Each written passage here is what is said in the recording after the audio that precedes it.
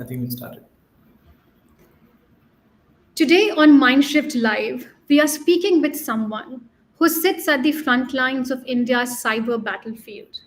Akshay Garkel, cybersecurity leader and partner at Grant Thornton Bharat, has advised governments, global corporations, and high growth businesses on breaches, ransomware attacks, deepfake threats, digital trust, and the future of cyber risk. At a time when AI driven hacks are outpacing traditional defenses, and when boardrooms are waking up to the idea that cybersecurity is no longer an IT function but a business survival issue, Akshay brings clarity, realism, and a rare ability to translate complex cyber risk into real world strategy.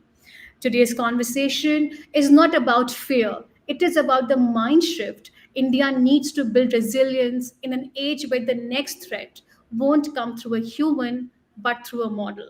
Akshay, it's my sheer pleasure and privilege to have you on the Mindshift Live. Thank you so much. Thank you so much, Rija, and really appreciate you inviting me for this session. And I hope this discussion does bring in some fruitful experience to the audience as well. Thank you once again for calling. I'm sure Akshay, with you having on board, it definitely will. I mean, the buzzword really is artificial intelligence, and I think it's a no-brainer. So I think it's a potent idea to begin this conversation with really the elephant in the room, which is artificial intelligence. And this is how I began my introduction remarks. Also, that perhaps the next threat won't really come through a human, but through a model. So, Akshay, as AI becomes more powerful, are we creating the most advanced attacker? So let me put it this way, right? Are we creating the most advanced attacker? I think the most advanced attacker is already out there. And what we are actually doing essentially, and what we really need to do is to identify that attacker, identify what that attacker would potentially do, and the next steps in terms of what those next steps would be.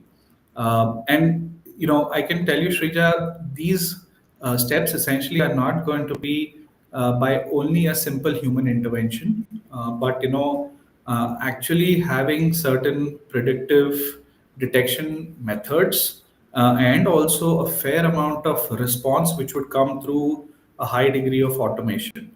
But if I be my own devil's advocate, I can tell you the attacker would also use this level of sophistication. So how do we keep ourselves one step ahead of the attacker? Because I can tell you the attacker essentially is not going to be a human on the other side, but they're actually going to be AI routines and bots which will essentially look at the scenario and take their own decisions in terms of how to attack and decide the possible extent of the attack. Quite meaningful. I mean, that is the kind of world we have to embrace now. So, what is it that you advise to early stage companies? I mean, what is in their naive experience or in their naivety? Do you think what really are they underestimating when it comes to cybersecurity, that knowing a breach can really play with their systems? Sure. So I think it's a brilliant question, and there is no simple answer to this. But my first step in simple English, or my first advice in simple English to the early age companies essentially would be to keep it simple and don't forget the obvious. Now, what does that really mean from a cyber terminology, right? Make sure that whenever you kind of develop systems, whenever you adopt new systems, you think cyber by design and not as a post facto. You think privacy by design and not as a post facto. You think automation and AI by design and not as a post facto, right? So these are the aspects that one needs to basically look at. The second thing aspect that one needs to really look at is don't go for state of the art technology, don't go for state of the art cyber controls, and then boil the ocean. First step is to kind of make sure that the basics are kept in place. Number two, also need to look at simple configurations, hardening standards, also looking into application controls, whether controls need to be tested, whether controls need to be so basic hygiene needs to be maintained. Many times what happens is we go ahead, bring in state of the art technology, we invest, but at the same time, a proper configuration, fine tuning is something which is the need of the hour. While that is good to have, but at the same time, make sure that your basic hygiene is kept in place. So, Akshay, you are saying that it cannot be an afterthought. It cannot be post facto. It has to be embedded pretty much when you are designing your startup infrastructure, startup IT infrastructure. And you have to think of cyber as a potent threat, the way you think about AI risks or the business process technology. Is that what you are talking about from a startup Right. founder perspective, Right. right? So, Akshay, with cloud now coming in, API companies and distributed systems, does the idea of a perimeter, like a boundary, even exist anymore? Is the question one really needs to understand from you. Yeah, I think it's a great question, and can I'll probably answer this question with the help of an example, right? So if you look at perspectives around an organization which essentially is into, say, financial transformation or a digital native, you kind of have a perspective where there are applications. They basically drive their business through complete application control. But at the same time, they have also third-party service providers who kind of, bring in those level of services which is offered as a bundled service offering to the market. Now Mm-hmm. let's take an example of a UPI service provider. Now UPI service provider essentially will not have only UPI based services. They may allow you to kind of make third party bills, FASTag recharge, mobile recharge, and so on and so forth. So what happens there is that the application that essentially, or the platform that essentially is developed with a lot of call to APIs. Now APIs for other third party applications and routines to integrate with the platform, right? Now once that happens, it is important to kind of look at the security controls across the board and not only within the area that of your operation. Third party risk, Shrija, is very, very critical here. And when you look at the third party risk today, if I see so many attacks which have happened, so many data breaches which have been reported, essentially have been reported, and when there has been an investigation, the breach essentially has happened from the third party location. Hmm. While the primary subject is accountable, the third party is also responsible. So, how do I basically look at my security at the last mile? And to your question of, the idea of perimeter even exist anymore, answer to that is absolutely yes. While we say that perimeter has completely diminished, but I think the perimeter is right from the endpoint to the boardroom, and that's where the perimeter to the end customer as well, to the market as well. That means one has to think about security 360-degree and not from one perspective or one lens itself. That's fascinating. I mean, like we one sort of just talks about cybersecurity as one of just risks very casually, but not talking to you, one can really understand that how deep it can really be.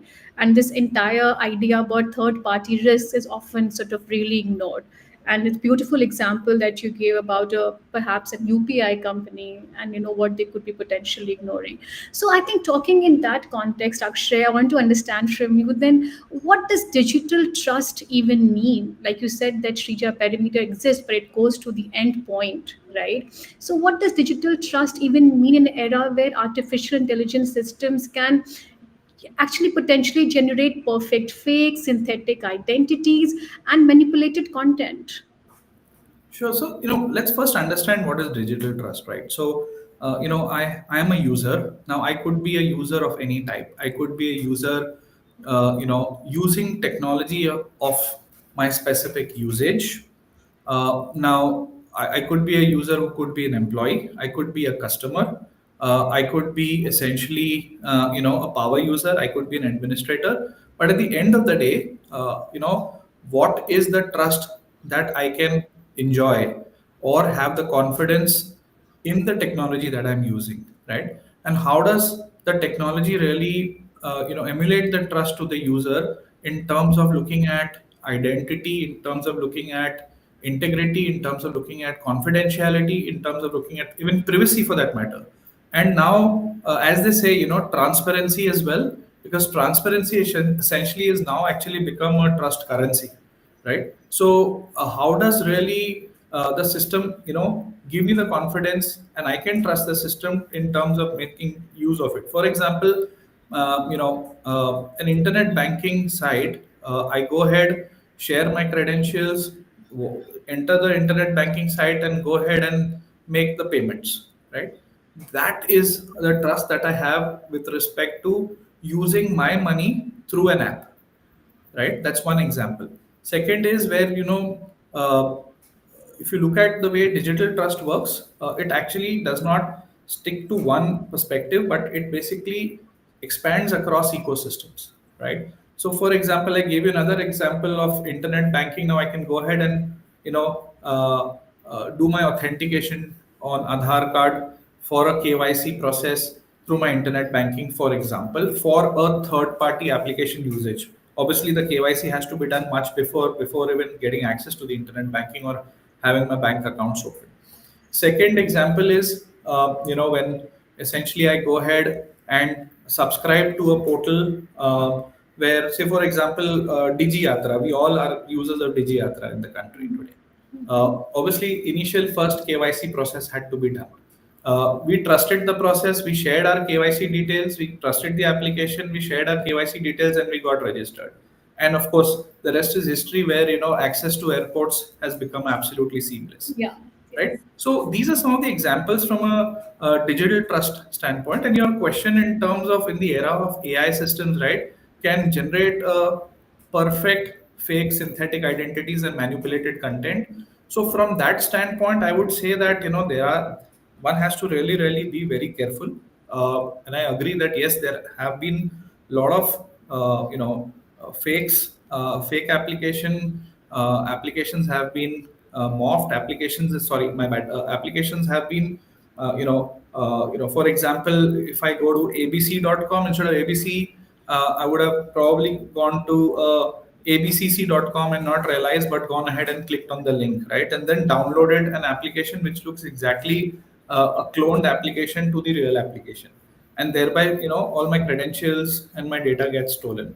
So one has to be careful. That means, assuming if you're using a mobile phone and downloading an application, use it only from a trusted source. For example, you have the App Store or the Google Store or any of those stores, because applications out there are tested, and then you can have some degree of faith in those applications where you download them. Second is,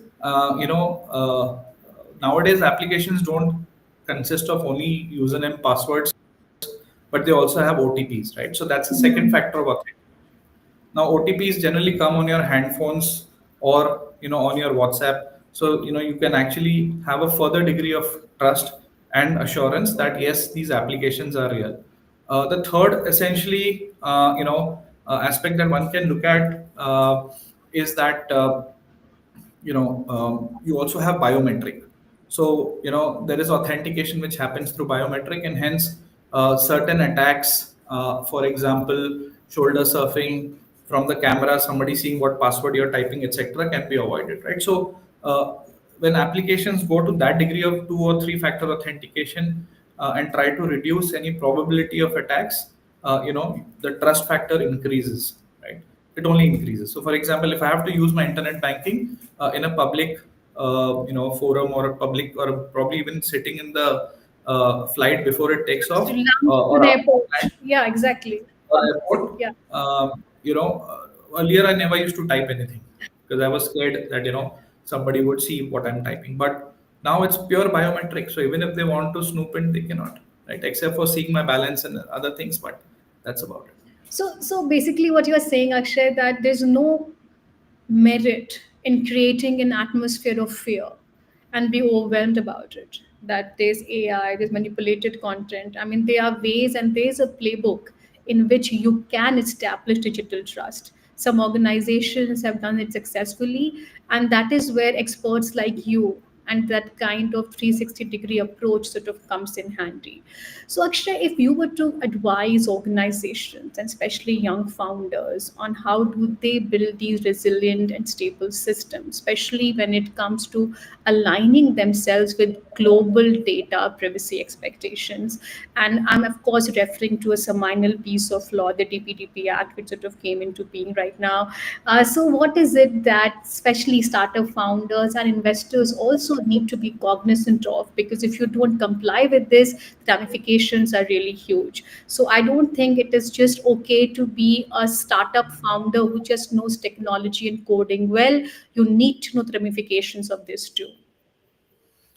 Absolutely, and I think you've hit the nail on the head, or probably your question essentially is so timely because we recently saw the draft rules of the Digital Personal Data Protection Act get finalized, and the formation of Data Protection Board also being announced with a four-member team, and I think what really this is something which was long due in our country because there's so much of information, personal information floating about everybody, and then we're receiving calls about letting us know what we did yesterday in terms of sharing our information, where do we stay, what policies have we subscribed to, when is the premium due, right? I mean that is all personal information. Not only that, even health records, right? I go and do a medical test in a center, and the competing center calls me and says, "Sir, we can. You did a test yesterday. We can do it for you, or further in future, even lesser cost." Right. So I think that's a fundamental right of every citizen to make sure that my data is perfectly private, and without my consent, it cannot be used. So from that standpoint, I can tell you today, these sort of acts is a welcome change, and our country essentially needs this as a fundamental to any growth from an economy standpoint as well. Now, the reason why I say what I said, Shrija, is because today. First of all, businesses need to be careful in terms of what personal identifiable information they carry and what are the protection measures as per the DPDPA rules that they have started aligning. Today, I can tell you when the rules came in August, September 2023. The bill became an act in 2023. That is a time when a lot of businesses essentially said that we are inquisitive, we want to know more, and we want to go on this journey because again, you're right, fear of the regulator fear of the god was 250 crores, fines up to 250 crores, Yeah. irrespective of the revenue that you draw in your organization, right? So that's really, really scary. Now, the second part was, how much time am I going to get to comply? And I'm just giving you a business lens because that's very critical to know what it really means, and also what it means for the startups, the promoter-driven companies, the mid-market companies, and also companies who have a growth plan in terms of capital infusion and so on and so forth. So, so that was one. Second is I'm carrying information about my employees, which is all personal in nature, including their salary information, their blood group, and so on and so forth. I'm carrying information about my third-party contractors. I'm carrying information about my senior employees. I'm also carrying information about the market in terms of in case I'm a B2C provider, right? So that's a lot of information, especially if I'm a business which is comes under the purview of a regulator, whether it's RBI, SEBI, IRDA, or NHB, or any other regulator. Then my obligations are doubled, right? True. So from that perspective, it is imperative that organizations today first identify what information they're sitting on. Many times organizations have a challenge that they don't know where all the data is actually flowing, and out of that data, how much of that is personal identifiable, right? So that's the next part. The third part is that whether have I really applied any sort of classification to the information, because the moment I apply classification, I'll have a better control and better insight. Shrija, one simple example I can give you is we take a form, we fill up the form, and then we go ahead and scan it, right? Now, the moment I have the data in the paper form, it may still not be under the Digital Personal Data Protection Act. But the moment it gets scanned, it Yeah. comes under the purview. And then that's called as unstructured information in possibilities. And then after which I go ahead and take that data, scan it, read the information, and try to port it into my application. Then it becomes structured, right? So that entire life cycle is something that one really needs to take care of, because that's one specific point where the data essentially can get breached or leaked. Coming to this next point is what businesses really need to see is that when they're developing any new applications or any new development happening, can I have privacy by design, right? And privacy by design means that when I think of security by design, uh, we also need to think privacy by design. What that really means is at the time of development itself, right? Don't just look at making sure that the application does what it really is meant to do from a business perspective or a functionality perspective, but also look at security and privacy both. So what PI I am handling, how much of PI can I, and is there a proper guardrail in terms of security controls to look at the PI? The next piece is consent management, because today Srija, as an individual may say that I give you a consent to use my data, and you can, and for you to use my data you ought to have my Aadhaar card details, PAN details, etc. But as an Indian citizen, you have the right to go ahead and say that I want to revoke my consent. That means, Akshay Garkel, you can no longer use my information as a business. Hmm. And the moment that happens, I have to give you the assurance as a business that I have deleted that information across the board, and I do not retain any copies except for one copy, which may be for the law enforcement agencies in case that they ask for it. But I'm not authorized to use that information at any point in time, right? So these are some critical aspects that today, organizations, whether they are a startup, whether they are, a promoter-driven company, it's a mid-market organization, or so on and so forth. One last piece of information is important is that businesses which handle this information come under the category of data fiduciary or a significant data fiduciary. Mm-hmm. Significant fiduciary obligations are much higher than a data fiduciary. A significant data fiduciary are the ones who are handling high volume of PII and also handling information which may be under a category of high importance to the nation, under a category of very high sensitivity, right? And so on and so forth. Right. So I'll leave it at that. Otherwise, we can spend the entire day talking about this. But broadly, this is really what it means to the startups and the mid-market companies is what I would suggest. And at the end of the day, the bottom line is privacy by design, because your cost to compliance is going to be as minimal when you start early. Yeah. I think actually that is so beautifully put. Like, really, I mean, you have actually given the structural framework on how to think about this. And I think you began this conversation with a very potent kind of remark that, Shrija, it cannot be post facto. Be it the cyber threat, be it even the data's privacy, it has to be embedded in the design, the very intention of how you are building out the organization. I think that message should be clear and resounding to the startup founders. Yeah. Akshay, tell I'll me. just, sorry, Yeah, I'll just take another 30 seconds on post facto. I think it's important for the viewers to understand sure. no organization is hack proof, no organization is breach proof.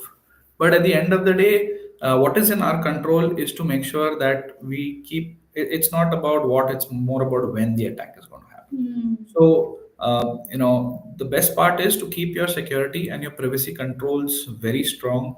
Keep checking them at all times. Continuously monitor. Keep validating and making sure that if you can apply a zero trust model, nothing like it, and so on and so forth. There are security solutions today. There are governance models. There are frameworks which basically allude towards zero trust. Now, having said so, in case if an attack happens, then make sure that your learnings are very fast, and the stronger controls will help you to minimize the impact of the attack and then apply it back to the system so that reoccurrence of such issues are minimized or actually zeroed down. I'll leave it at that. I just wanted to share on the post facto front. No, But absolutely, Akshay. Actually, just to sort of dwell a little bit on that, the privacy by design, especially for enterprises that you mentioned. Uh, what about companies which are absolutely consumer facing? We are seeing like a slew of entrepreneurs starting their businesses on Instagram and just direct to consumer businesses, selling from soap to creams to lotions and really becoming large organizations also. I mean, do you think that they're really giving that kind of importance and attention to data privacy as they should be, and it is so critical? The ramifications can be so huge. Can you spend like maybe another like 2-3 minutes talking a little about how they are not necessarily giving importance to what they should? yeah, so idea is now there is no choice. Importance has to be given if organizations haven't started thinking in those directions. Whether you do your digital marketing on Instagram, Facebook, or even for that matter LinkedIn, etc., ultimately you are redirected to your portal where buyers can go ahead and purchase goods and products. uh, there again, yes, private information is taken, and Instagram, through Instagram, you can even auto populate your address where the goods have to be shipped, right? So it's for Insta or other Meta to kind of look at, and I'm sure they would have already aligned on that journey. But few things like uh, you know uh, cookie consent banners, that I take your consent before sharing, and you by saying clicking on yes, yes, you have given me the consent. So that's one mechanism, right? And if I don't wish to share my details, I just say no and exit, right? So give that option to the user.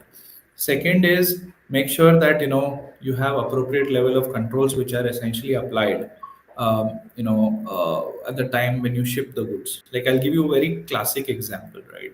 um, uh, and I personally started receiving some goods at home on cash on delivery, and for obvious reasons I had not ordered it. So, when I was traveling and I wasn't at home, one of my family member went ahead and paid 500 rupees and took the good. And when they opened it, they found two empty cloth. I mean, two stray cloths in it, right? And this scam essentially has been running, and whoever can get lured and go ahead and do cash on delivery. Now, how do I return? What is the mechanism, right? So we started as a family. We agreed that we're not going to do cash on delivery. We're only going to pay and receive the good. Now, how did that happen? One potential, obviously, then all the complaints to the cyber cell, etc., need to be done. All that process can be followed. But how do you actually? Why did this happen? One potential reason is that when I ordered something from somewhere through a genuine site, probably my address got stolen or leaked, and essentially it went to or got into wrong hands, Hmm. scamster. Yeah. That's a privacy leak. That's a leak of data, right? Which resulted into this sort of a scam, right? So one example I can give you, but likewise there are many such examples where people get lured, and yeah. So and we also know soap bars instead of iPhone 17s coming into picture. Those are very common ones. So yeah, I leave it at that. But just to answer your question here, Shrija, Yeah. uh, Talking a little about enterprises here, like we're spending time on enterprises. I mean, how do you think enterprises should think about securing AI models, training data, and model outputs? yeah. So see again, there's no one single answer to it, and it's a journey. It's a constant, right? One has to continue to basically look at what could be issues from an AI model perspective, depending on how I've trained my LLM, and based on the way I have trained my LLM, how do I kind of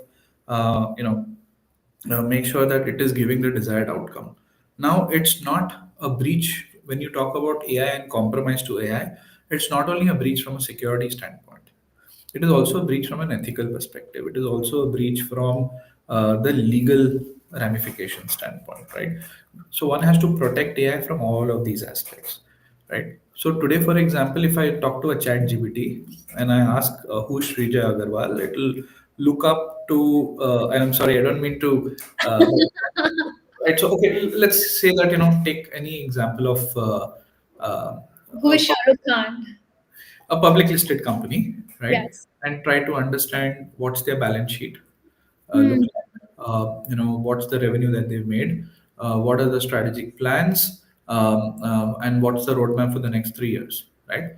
You will get all of that information, or most of it on ChatGPT, True. depending on whether it's a paid or a free, subscription. Uh, why would you get it? Because it is available in public forum, and there is a formal declaration happened as per the Companies Act, and also, uh, as per the norms of getting publicly listed.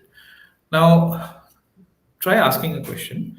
Can you give me the Aadhaar card number of the CEO of the XYZ company? See what answer you get, right? 9 out of 10 times, I'm saying 9 out of 10 times, not only ChatGPT but other apps as well, you will get, sorry, we cannot give you this information, that's not a part of my. So the data sets are not trained to share any information which is unethical beyond the boundaries of the legal framework, and obviously the compromise in terms of, because it's a sensitive or a personal identifiable information, right? That's what I meant. Now, today, if somebody creates their own LLM, their own data set, and then they essentially go ahead and launch an application, right? For example, we've seen an older Shah Rukh Khan walking with a younger Shah Rukh Khan on the beach, right? Now, now, those are fun apps which have been created today, but at the end of the day, if you're going to load your personal information, are those apps really trained not to share any of your personal information? Because they will ask you for money. It's going to be a paid app. For paid app, you will give your payment details. You may even, or give some of your credentials which are linked to some application like a Google or a Apple Pay or something like that, right? So one needs to be also careful, and important that how those apps, you have today a lot of professionals essentially who rely on Copilot, and others are fine, but there are some professionals who also pick up those gadgets, the listening devices. They get, and all these discussion minutes are moved into your notes, and then the notes contextualize the notes, add the actions to it, and all your discussion minutes are recorded in under minutes, not even hours, right? Now, my question there is that how do you know that the device is not listening and putting that information out and only giving that information to you, right? Right? Where are those devices coming from? Are they sponsored by deep state, right, or not? Right? Those are the things that one really needs to also contemplate, right? We have, in earlier days we used to have cameras, right? While it used to show us the feed, we don't know where that feed is going because it's on the cloud, and the cloud belongs to a third party. So can you really trust it, right? So same example and same analogy to AI as well. Of course, uh, will it is susceptible to get compromised by an attacker? Answer is yes, but is the probability high? May not be the case. But But there are, uh, actually, I have to sort of, I want to understand one thing from you here. When we speak to VCs now, I mean, there seems to be an AI washing. Every deck coming to them is .ai. Now, every company is positioning itself as an AI company. And like you mentioned, people are developing their own LLMs, their chat GPT wrappers, when everything is being built around OpenAI, most of it, right? The heart of it is data. Somebody's building a legal GPT, somebody is building a Gita GPT, somebody is building GPT for healthcare. But ultimately, at the heart of it is the model has been trained on data. So, as a startup founder and a VC putting money behind startup founder, and with this seminal piece of law coming in DPDP, what is it that we are ignoring? I mean, are we using data and training the model so casually with data being available, right? Because ultimately, some of that data can also be personally identifiable, right? So, what are the ramifications on those cases? Because the quantum of funding which has gone into AI led businesses is humongous this year. Yeah, I think it's a great question, and let me put it this way, right? It's a very simple answer. Ramification is 250 crores. On a lighter note, but on a serious note, right? But on a serious note, actually, 250 crores is also a serious note. It's not a lighter note. But at the end of the day, Shrija, depending on what sector. So, for example, if I'm an investor, right, and I'm seeing that the investment is required for a very critical sector. For example, and please don't get me wrong, not that other sectors are not important, but I look at space science, I look at financial services, look at say uh, digital natives, Mm-hmm.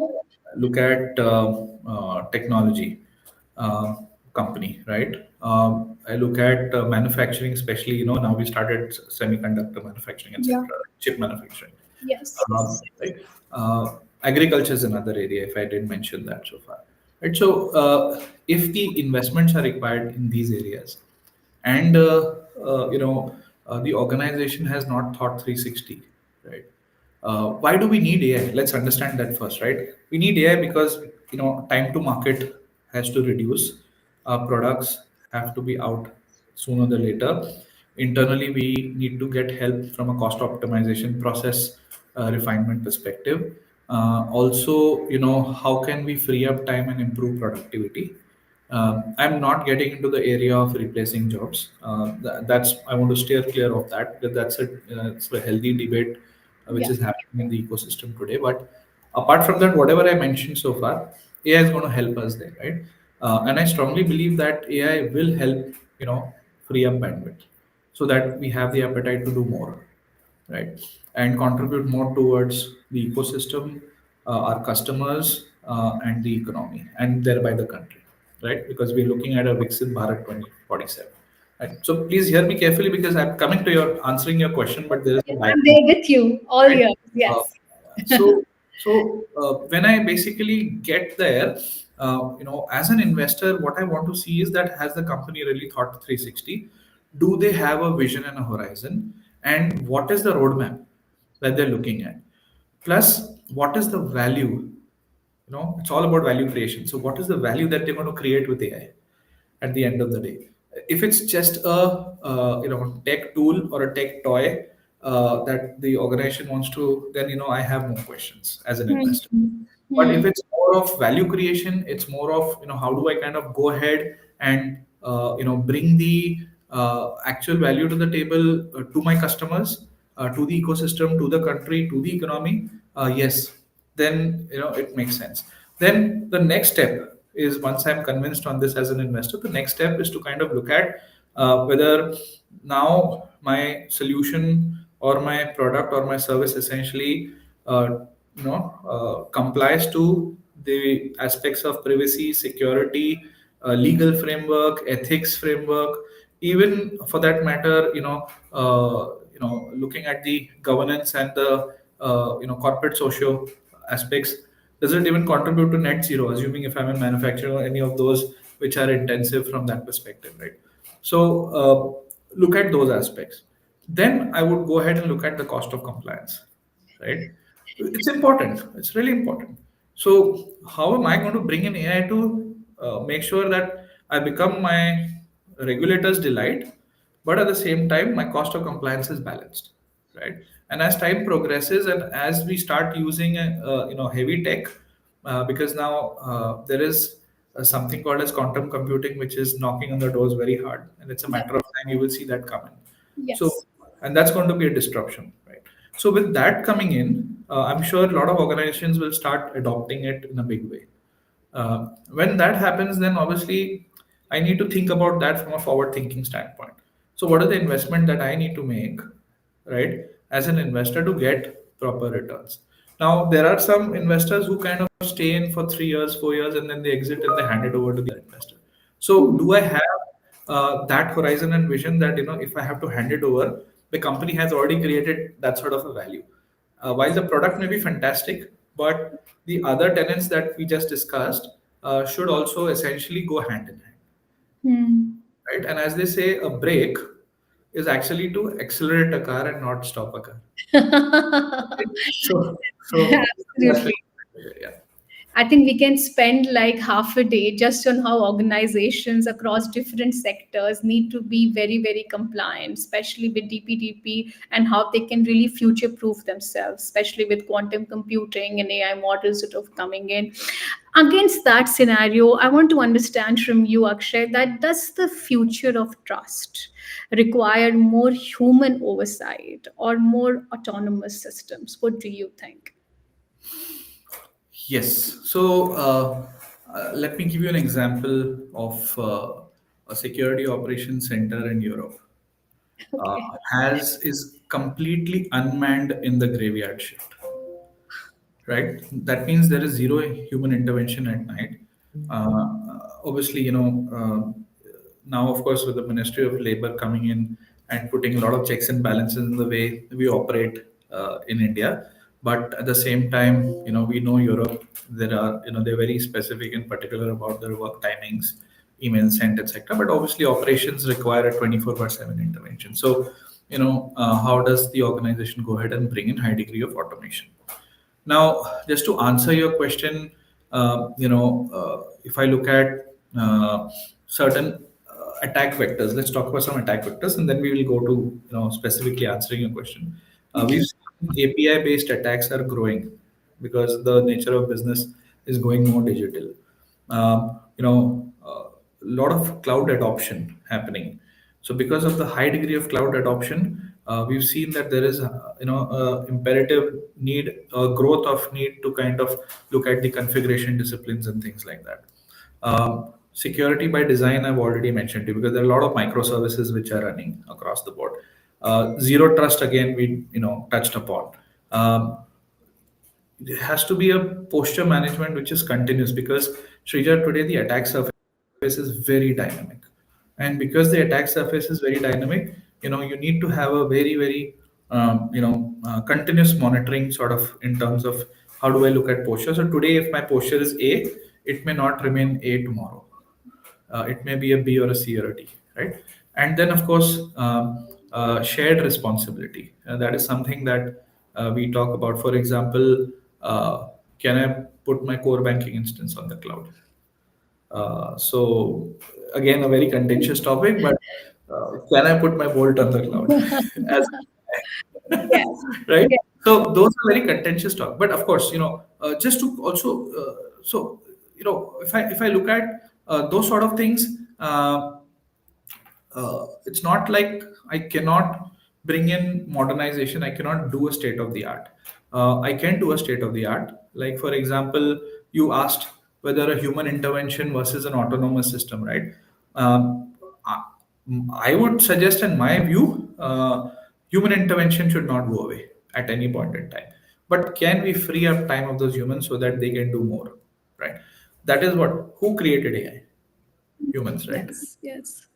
Who created cloud? Humans. Yes. Who created quantum? Humans. Again, because we were able to free up time, we were able to do more.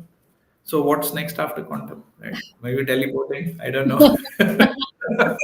Right. So at the end of the day, human touch is not going to go away. Right? Yes. But as much as possible, you have to bring in sophistication. As much as possible, you need to bring in optimization. Agility is the name of the game, right? And at the same time, and sorry if I can get a slightly technical, like for example, we've seen auto triaging happening. We've seen agentic AIs come in. Agentic AIs don't wait for you to take a decision; they go ahead and take a decision on your behalf, right? Or we've also seen, examples of auto case noting, right? Where you can actually take case notes on automated basis, so that shift handovers are much easier to be done and things like that.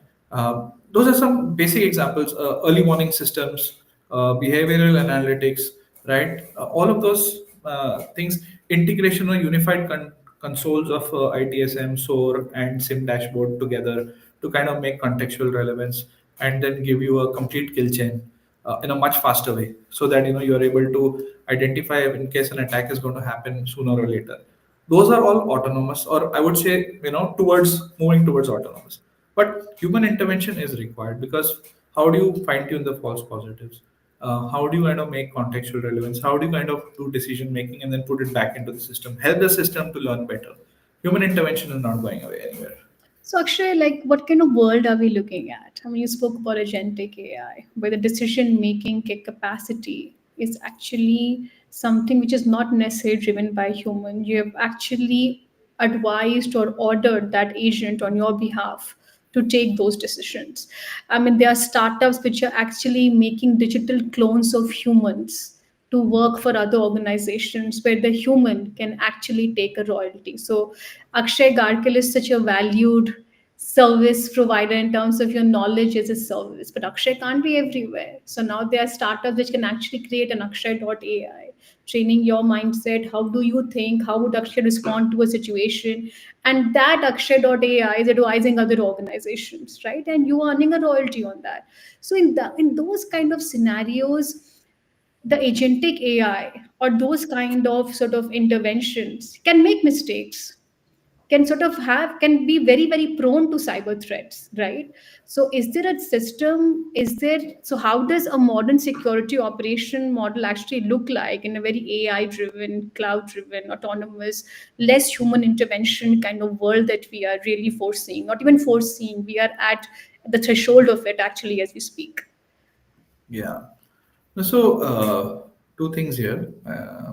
The first thing is, you spoke about the AI clone, right? I think AI clone, depending on what purpose are you using it for, is very useful, right? If I, as an Akshay Garkel, start talking about ethical hacking, and my clone and my LLM in my clone is trained to talk about ethical hacking and giving the right advice from a security perspective and cyber perspective, it is to a degree ethical, right? Hmm. But with the right riders, stating that, hear me out, hear my clone out, but do talk to me for a final Yeah. verification. Yeah. That's one. Hmm. Second is, now assume if I teach, or my clone starts teaching how to go to the dark web and Hmm. uh, start building a ransom, or start collecting a ransom, and so on and so forth. That's beyond the realm of ethics. So depending on what that clone essentially is all about, today, yes, the trend is very high. We've seen organizations, CEOs of organizations, who started building clones, and against the clone, we also have answers to a lot of questions, Hmm. which essentially frees up the time of the CEO. But at the end of the day, important to make sure that the final verification taken from the CEO's office, right? So that caveats are always there, but definitely helpful to a large extent. Whether are they agentic, we don't know yet, right? For example, will the agentic, if my CFO has created a clone, and agentic says that go ahead and make the payment and take the approvals, I don't think that mindset is still there yet, and I don't think it should be there. Even if the verification is there, somebody raises an invoice, and the agentic AI basically takes the invoice, reads it, and says that yes, this is a valid vendor. The payment ask is valid. It matches, my ledger, and against that, now, their data period has started. Data period is 30 days. So on the 31st day, I will make an auto payment to their bank account. ऐसा नहीं होता है. Hmm. अभी तक I don't think that's happening anymore. And I don't think organizations really want to get there at this point in time. Right now, it's more than academic, but it's a wait and watch, and things are going slow, is what I would say. My last question to you, Akshay, before we sort of get into the rapid fire, really sort of a broad-based question, because we are seeing sort of every country outpacing the other country in what one can call the innovation race or the AI race. I mean, the conversation started from OpenAI, the US, shifted to China, then again to India. I mean, what really do you think is the future sort of looking like? In terms of The AI, the yeah, country. yeah, yeah. Okay. So, if you look at, the race per se, I think it's the race to improvise the humanity. I'll put it that way. Hmm. Now, how do we kind of do that, right? There are so many initiatives, right? Peace is one initiative, right?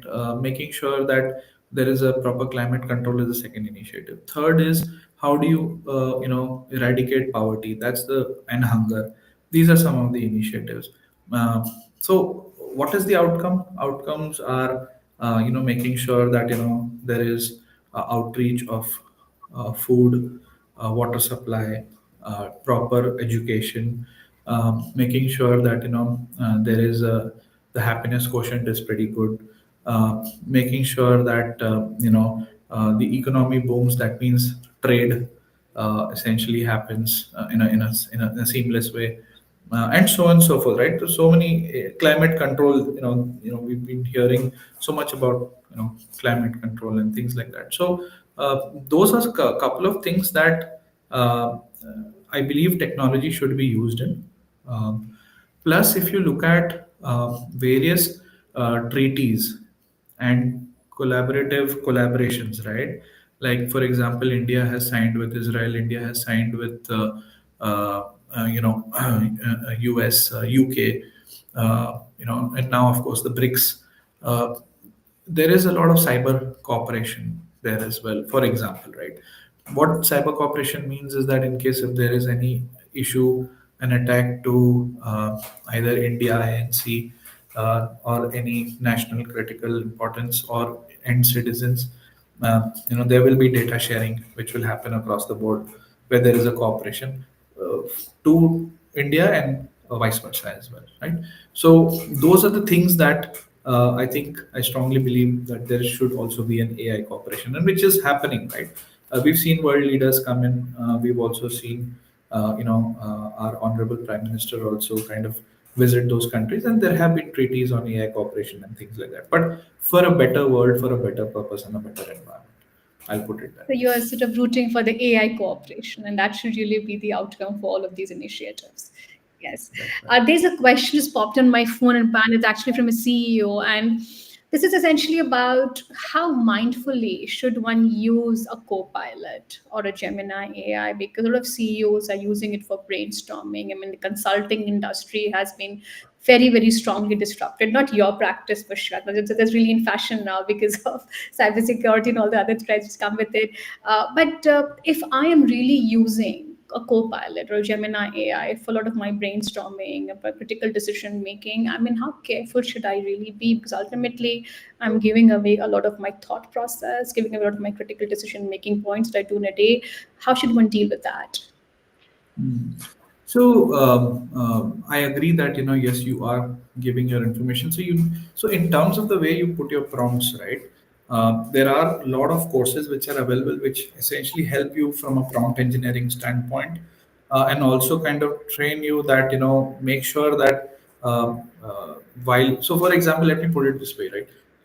Assuming you want to write a letter to your employees, right? You may not want to put too much of personal information about your organization in the prompts. But at the same time, give a context and what you're looking for as an outcome. Um, Probably that thought process is already there in your perspective, but you want to save time, you want an information come out very quick, and then you kind of modify it based on your needs and wants, and what you would want to convey as a message to your employees, and then go ahead and share that. In that process, try to avoid sharing a lot of information. Of course, when you use the word Copilot and Gemini, I'm sure these are all subscribed forums. There is a contract and a consent that you've given. There are confidentiality clauses that you have signed on. It's good to kind of look at those aspects as well, so that there is considerable amount of assurance that this information is not being ported out. Again, as I said, digital trust. So that's one step towards the digital trust. But my recommendation would be, a very carefully designed prompt engineering is definitely a need of the hour. Definitely a need of the hour, a definitely crafted prompt engineering. And now it's time for rapid fire. So, Akshay, you're on the hot seat right now. A cyber threat that keeps you awake but isn't on most boardroom radars. 0 days. You don't know when they're going to erupt. What is the most overrated buzzword in cybersecurity right now? I'm not going to get hacked anytime. So, I don't know. Overconfidence. Okay. AI, bigger boon for defenders or attackers today? I would say attackers. Okay. At this point in time, attackers, yes. One breach in the last 12 months that should have been a wake up call for India. Hmm. There are a lot of them which have happened. I won't name them, but there is a lot of work happening between IT and OT, and there's a convergence happening between IT and OT, and that's actually disrupting our infrastructure at large. So I would say those attacks which basically contributed to the convergence is something that is impacting India at large. Okay. If you could fix one bad habit Indian companies have when it comes to cyber, what would it be? Um, don't keep your password simple. Have the password policies invoked. It's not an admin 123. So, so as I said in the beginning of my discussion, it's important to fix the obvious.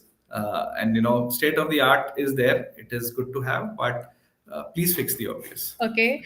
And what is the first thing a founder should do in the first 10 minutes after a breach? Report Okay. and disconnect. These are the two important aspects, and bring an independent investigator on immediate basis. Passwords, dead or still unavoidable? Still unavoidable, but use your face, use your finger, biometric. Okay. The most common mistake companies make during a ransomware negotiation. So, first of all, a negotiation is illegal in the country. And the moment you negotiate and pay something in bitcoins or cryptocurrency, there is no guarantee that you've settled the score. There could be a ransom of a bigger amount come your way. So do not negotiate, and keep your house in order so that your systems don't come down, your business doesn't come to a standstill. Okay. One underappreciated skill every cyber professional needs today. Could you repeat that? Sorry. One underappreciated skill which every cyber professional needs today. Digital detoxification. Very important. Cyber professionals who do not have, a work-life balance, and it's important for them to have that. So, on a lighter note, Dark web marketplaces, overhyped or underestimated? I would say somewhere in between. But please do not ignore the deep web. That's as dangerous as the dark web. A cyber tool you swear by, and one thing we should just sort of retire. Good question. Uh, so there are so many of them. I don't know which one to speak up first. But yeah, I would say a good governance, risk, and compliance tool, which can give me with a very very good dashboard, which can give me a fantastic insight, and also help me with my trend analysis, so that I can actually think of it from a futuristic standpoint as well and take those decisions. Okay. Sorry about the long answer, but yeah. One regulation or policy change you think would instantly improve India's cyber resilience. So I think there are already some good policies like data localization, T minus 24 on the PSS Act. Then there is reporting within 6 hours to certain. RBI has got some very good master direction perspectives. IT examinations of regulated entities. It's there. I think what is missing is a rule coming up from the AI mission of India. I think that we are awaiting. Now the Digital Personal Data Protection Act is already there. So all of these are really good, and I can tell you, if if you do a benchmarking of and with due regards to the other regulators, I think India has really caught up well. That is true, and that is which I hear from like across the industry, from the I'm not legal. saying because I'm the citizen of this country or I'm an Indian by birth, but at the same time, I can tell you basis whatever I've compared with the other regulations. Yeah. It's definitely seminal, yes. The next question is actually on us, our fraternity. What is the misconception the media gets wrong about cyber attacks? Um, it's not as deep as it gets. Okay. It's solvable. Every problem has a solution. Okay. The last question, finally, the one sentence which every company should print on top of their cyber playbook.